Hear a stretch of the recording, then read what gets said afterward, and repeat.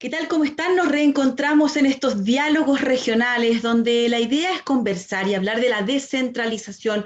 Y en esta oportunidad vamos a hablar sobre experiencias virtuosas en estas materias de desarrollo local. ¿Quién mejor para conversar de esto que Violeta Montero Barriga, quien es socióloga, directora del Magíster en Política y Gobierno de la Universidad de Concepción y quien nos acompaña hoy en este diálogo regional? ¿Cómo estás, Violeta?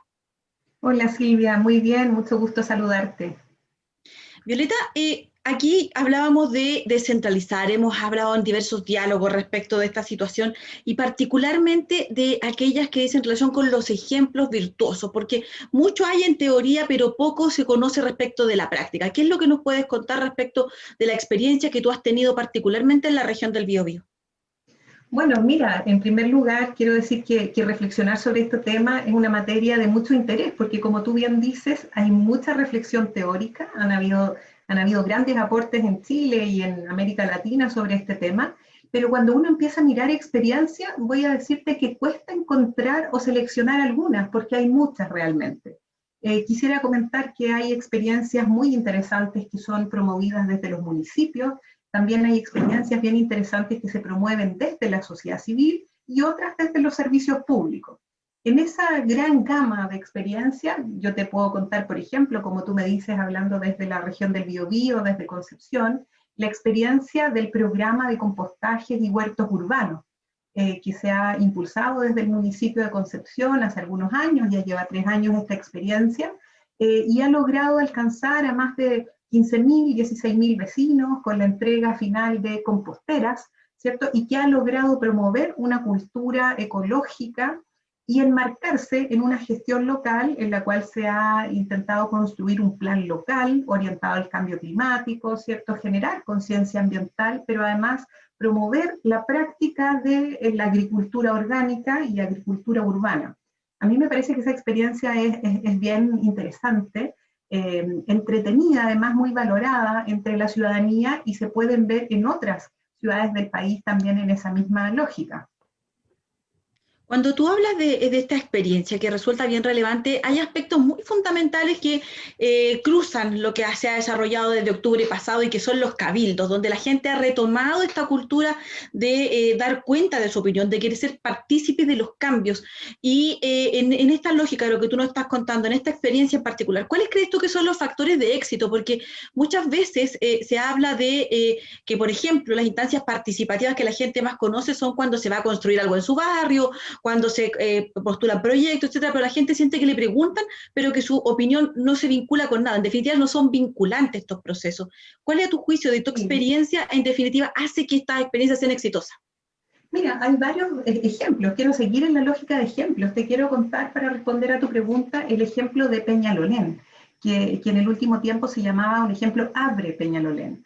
Y efectivamente lo que se generó en esa experiencia es que el municipio abrió la posibilidad que los propios vecinos promuevan iniciativas de políticas públicas, iniciativas que se orientan a temas muy cotidianos, ¿cierto? A la seguridad, al medio ambiente, a la educación, y a través de un proceso de discusión posterior, donde se combina el deseo ciudadano con el saber técnico, ¿cierto? Se van tomando decisiones de política pública para la comuna.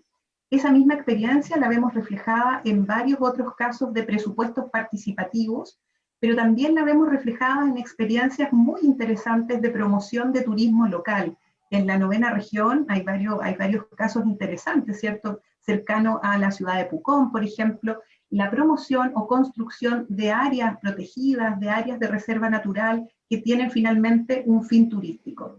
Te mencionaba esas experiencias, Silvia, para responder a lo que tú me dices, porque yo veo que efectivamente se combina, en primer lugar, la sinergia o la combinación de la ciudadanía que está interesada en lo público, la apertura del Estado para recoger las opiniones ciudadanas, pero también la gobernanza local que incluye el trabajo y articulación entre actores privados, públicos, sociales, academia, ¿no? Son varios elementos que podemos ir identificando y que son interesantes de mirar y replicar, yo diría.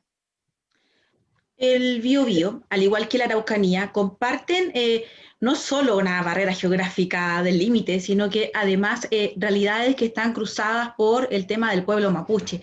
Y entiendo que tú conoces mucho de ese tema, fuiste parte incluso de algunas instancias de capacitación vinculadas al programa Orígenes. Cuando se habla de experiencias participativas, da la sensación que distinto es en un territorio urbano de uno rural, y así también cuando hay comunidades indígenas involucradas como otro factor en esta instancia. ¿Cómo lo analizas tú desde la experiencia y de esta lógica de los ejemplos que hemos establecido?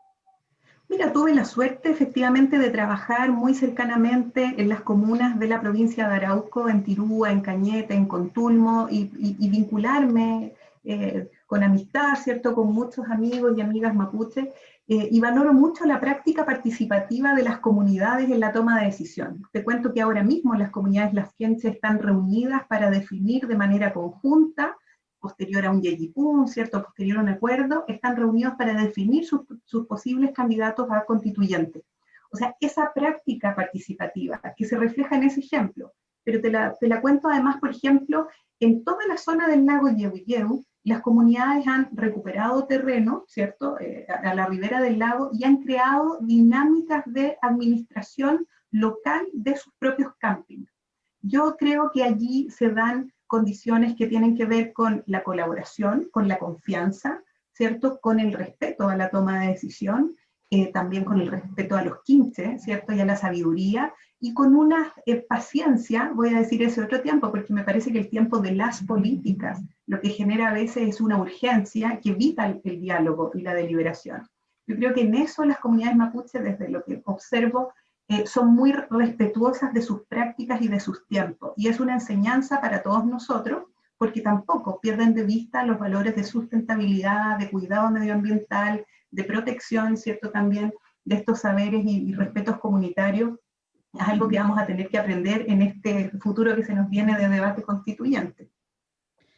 Tú lo planteas muy bien y nos permites con ese ejemplo dar cuenta de lo que estábamos hablando efectivamente y proyectarlo a lo que se viene, porque hay un montón, yo creo, de experiencias que están ahí, quizás que son muy encapsuladas, que están muy en los territorios y que es difícil conocer también.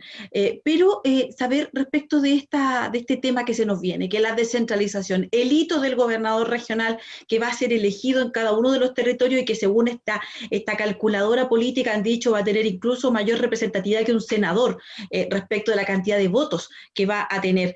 Dada esta lógica de lo que se nos viene, ¿cuáles crees tú que, dada la experiencia, son las medidas de descentralización que necesitamos nosotros para que estas experiencias se transformen no en ejemplos puntuales, sino que en una cuestión cotidiana del ejercicio de la gobernanza de la región? Sí, es súper interesante la pregunta que planteas, Silvia, porque eso exige varias cosas, ¿no?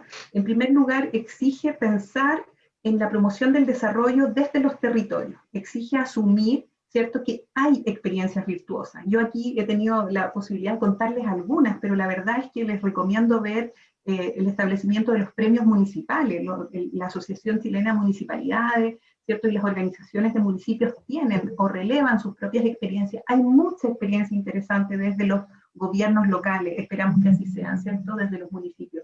Hay muchas experiencias interesantes que las vimos multiplicadas en la pandemia, a propósito de la sociedad civil, de su organización, de la solidaridad, pensemos en las ollas comunes, en los bancos de alimentos, ¿cierto? Mucha experiencia interesante al respecto. Pero además, y con esto respondo a tu pregunta, yo creo que lo que tenemos que aprender es que el Estado, la gestión pública, debe asumir que la ciudadanía tiene competencias, tiene conocimiento y que las políticas públicas son más pertinentes cuando las construimos sobre la base del saber territorial. Y en ese sentido, innovación pública, gobernanza territorial, promoción de alianzas público-privado, ¿cierto? Asumir que tenemos que trabajar de manera colaborativa, son al menos tres claves que los ciudadanos deben exigir a las autoridades políticas, a los próximos gobernadores o gobernadoras regionales, pero también en el debate constituyente, desde mi punto de vista, la participación ciudadana debiese ser entendida como un derecho, en tanto posibilita la construcción de políticas públicas legítimas, pertinentes, territoriales, y eso me parece que es un aporte a los nuevos tiempos desde la lógica de la descentralización.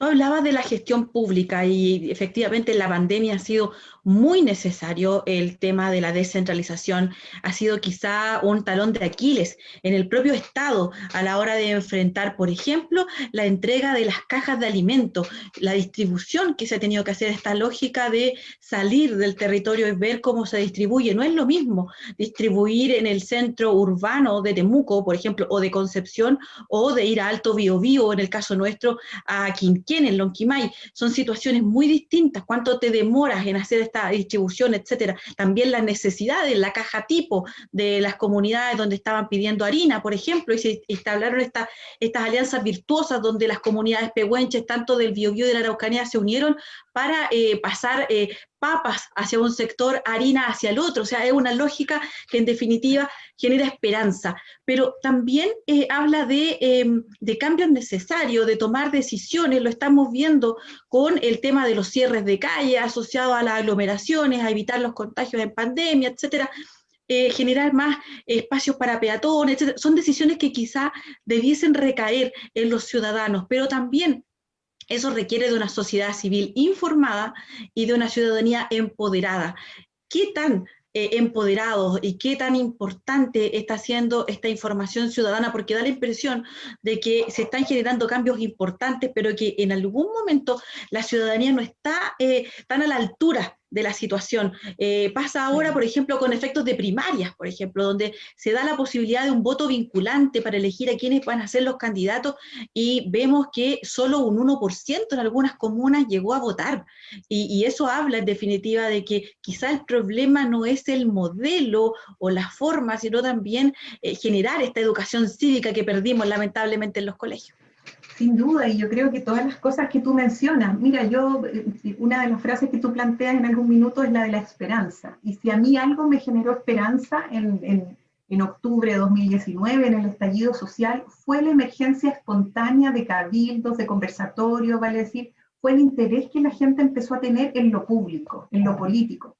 Yo creo que tenemos que reivindicar lo público y lo político, porque eso alude a la vida común, ¿no? Alude a los desafíos colectivos que tenemos. Tenemos que reivindicar eso, tenemos que empezar a interesarnos en lo público, no solo en lo privado, no solo en lo personal.